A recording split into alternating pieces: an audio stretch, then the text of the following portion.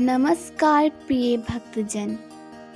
तो जैसा आप जानते ही हैं कि सोमवार का व्रत भगवान शिव को समर्पित होता है। सोमवार के व्रत को लेकर मान्यता है कि इस व्रत को करने से भगवान शिव अपनी भक्तों की मुराद जल्दी पूरी करते हैं। इसीलिए इस दिन भगवान शिव की पूजा और व्रत करने का महत्व और ज़्यादा बढ़ जाता है। यदि आप सोमवार के व्रत करते हैं तो आपको सोमवार व्रत कथा पढ़ना बेहद ज़रूरी है, क्योंकि इसके बिना आपका व्रत अधूरा माना जाता है। देवों के देव महादेव बहुत ही भोले माने जाते हैं, इसीलिए उनका एक नाम भोलेनाथ भी है। पौराणिक मान्यता अनुसार भगवान शंकर को प्रसन्न करने के लिए किसी भी तरह के खास विशेष पूजन की आवश्यकता नहीं होती, क्योंकि कहा जाता है कि वह तो भोले हैं और भक्ति के मन से की गई क्षणिक मात्र की भक्ति से ही वह प्रसन्न हो जाते हैं। अगर आप भी शिव की भक्ति और कृपा पाने के लिए सावन के सोमवार का व्रत करते हैं तो इस कथा को भगवान भोलेनाथ को प्रसन्न कर सकते हैं। चलिए शुरू करते हैं। एक बार किसी एक नगर में एक साहूकार था। उसके घर में धन की कोई कमी नहीं थी, लेकिन कोई संतान न होने के कारण वह बहुत दुखी था।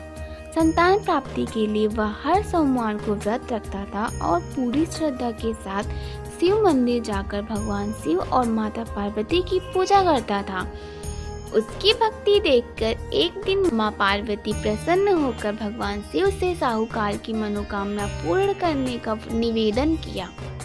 पार्वती जी के आग्रह पर भगवान शिव ने कहा, हे पार्वती, इस संसार में हर प्राणी को उसके कर्मों का फल मिलता है और जिसके भाग्य में जो हो उसे भोगना ही पड़ता है। लेकिन पार्वती जी ने साहूकार की भक्ति देखकर उसकी मनोकामना पूर्ण करने की इच्छा व्यक्त की। माता पार्वती के आग्रह पर शिव जी ने साहूकार को पुत्र प्राप्ति का वरदान तो दे दिया, लेकिन उन्होंने बताया कि यह बालक 12 वर्ष तक ही जीवित रहेगा। पार्वती और भगवान शिव की बातचीत को साहूकार सुन रहा था, इसीलिए उसे न तो इस बात की खुशी थी और न ही दुख। वह पहले की भांति शिव जी की पूजा करता रहा। कुछ समय बाद साहूकार की पत्नी एक दिन पुत्र को जन्म दिया। जब वह बालक 11 वर्ष का हुआ तो उसे पढ़ने के लिए काशी भेजा गया। साहूकार ने पुत्र के मामा को बुलाकर उसे बहुत सारा धन देते हुए कहा कि तुम इस बालक को काशी विद्या प्राप्ति के लिए ले जाओ। तुम लोग रास्ते में यज्ञ कराते जाना और ब्राह्मणों को भोजन दक्षिणा देते हुए जाना। दोनों मामा भांजे इसी तरह यज्ञ कराते और ब्राह्मणों को दान दक्षिणा देते काशी नगरी निकल पड़े। इस दौरान रात में एक नगर पड़ा जहां नगर के राजा की कन्या का विवाह था, लेकिन जिस राजकुमार से उसका विवाह होने वाला था वह एक आंख से काना था। राजकुमार के पिता ने अपने पुत्र के काना होने की बात को छुपाने के लिए सोचा, क्यों ना मैं साहूकार के पुत्र को दूल्हा बनाकर राजकुमारी से विवाह करा दूं। विवाह के बाद इसको धन देकर विदा कर दूंगा और राजकुमारी को अपने नगर ले जाऊंगा। लड़के को दूल्हे के वस्त्र पहनाकर राजकुमारी से विवाह करा दिया गया। साहूकार का पुत्र ईमानदार था, उसे यह बात सही नहीं लगी, इसीलिए उसने अवसर पाकर राजकुमारी के दुपट्टे पर लिखा कि तुम्हारा विवाह तो मेरे साथ हुआ है, लेकिन जिस राजकुमार के संग तुम्हें भेजा जाएगा वह एक आंख से काना है। मैं तो काशी पढ़ने जा रहा हूँ। जब राजकुमारी ने चुन्नी पर लिखी बातें पढ़ी तो उसने अपने माता पिता को यह बात बताई। राजा ने अपनी पुत्री को विदा नहीं किया, फिर बारात वापस चली गई। दूसरी ओर साहूकार का लड़का और उसका मामा काशी पहुँचे और वहां जाकर उन्होंने यज्ञ किया। जिस दिन लड़का 12 साल का हुआ उस दिन भी यज्ञ का आयोजन था। लड़के ने अपने मामा से कहा कि मेरी तबीयत कुछ ठीक नहीं है। मामा ने कहा कि तुम अंदर जाकर आराम कर लो। शिव जी के वरदानुसार कुछ ही देर में उस बालक के प्राण निकल गए। मृत भांजे को देखकर उसके मामा ने विलाप करना शुरू किया। संयोगवश उसी समय शिव जी और माता पार्वती उधर से जा रहे थे। पार्वती माता ने भोलेनाथ से कहा, स्वामी, मुझे इसके रोने के स्वर सहन नहीं हो रहे हैं। आप इस व्यक्ति के कष्ट को अवश्य दूर करें। जब शिव जी मृत बालक के समीप गए तो वह बोले कि यह उसी साहूकार का पुत्र है जिसे मैंने 12 वर्ष की आयु का वरदान दिया था। अब इसकी आयु पूरी हो चुकी है।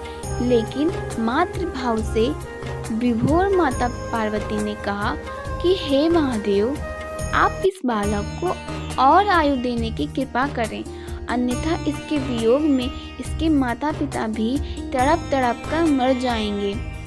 माता पार्वती के पुनः आग्रह पर भगवान शिव ने उस लड़के को जीवित होने का वरदान दिया। शिव जी की कृपा से वह लड़का जीवित हो गया। शिक्षा पूरी करके लड़का मामा के साथ अपने नगर की ओर वापस चल दिया। दोनों चलते हुए उसी नगर में पहुंचे जहां उसका विवाह हुआ था। उस नगर में भी उन्होंने यज्ञ का आयोजन किया। उस लड़के के ससुर ने उसे पहचान लिया और महल में ले जाकर उसकी खातिरदारी की और अपने पुत्र को विदा किया। इधर साहूकार और उसकी पत्नी भूखे प्यासे रहकर बेटे की प्रतीक्षा कर रहे थे। उन्होंने प्रण कर रखा था कि यदि उन्हें अपने बेटे की मृत्यु का समाचार मिला तो वह भी प्राण त्याग देंगे। परंतु अपने बेटे के जीवित होने का समाचार पाकर वह बेहद प्रसन्न हुए। उसी रात भगवान शिव ने साहूकार के स्वप्न में आकर कहा, हे सृष्टि, मैंने तेरे सोमवार के व्रत करने और व्रत कथा सुनने से प्रसन्न होकर तेरे पुत्र को लंबी आयु प्रदान की है। इसी प्रकार जो कोई सोमवार व्रत करता है या कथा सुनता और सुनाता है, उसके सभी दुख दूर होते हैं और सभी मनोकामनाएं पूरी होती हैं। यह कथा यहीं समाप्त होती है। अगर आपको यह कथा पसंद आई हो तो लाइक करें। ऐसी ही कथाएं सुनने के लिए हमें सब्सक्राइब करें। धन्यवाद। और हाँ, कमेंट में जय भोलेनाथ लिखना ना भूलें। जय भोलेनाथ।